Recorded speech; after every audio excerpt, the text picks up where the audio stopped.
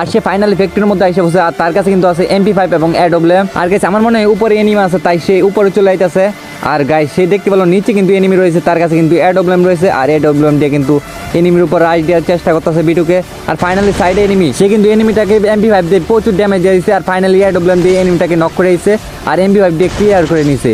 আর guys তোমরা দেখতে পাচ্ছ বিটুকের কাছে কিন্তু অলরেডি রয়েছে একটা স্নাইপার এবং MP5 গান, আর তার কিন্তু অলরেডি 6টা কিল হয়ে গেছে, আর মাত্র 26টা এনিমি অ্যালাইভ রয়েছে। আর গাইস আজকে আমরা দেখব বিটুকে এই ম্যাচের মধ্যে কয়টা কিল করতে পারে। ও ভাই সাহেব সামনে এনিমি, বিটুকে কি এটাকে মারতে পারবো? আরে ভাই স্নাইপার দিয়ে কিন্তু 1 শটের মধ্যে নক করে দিয়েছে এনিমিটাকে। আরে ভাই ক্লিয়ার করে দে না। আরে ভাই ক্লিয়ার করে নিয়েছে অলরেডি MP5 দিয়া। আর ভাই তোমাদের কাছে কেমন লাগে বিটুকের ভিডিও একটু কমেন্ট করে জানা দিও। আর বিটুকে কিন্তু মেডি করে নিয়ে যাচ্ছে, আর এখান থেকে সে সুদা চলে আইতেছে ক্লক টাওয়ারের মধ্যে।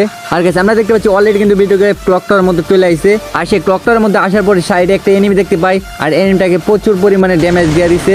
ও ভাই সাহেব হেডশট মেরে দিছে, আর ফাইনালি কিন্তু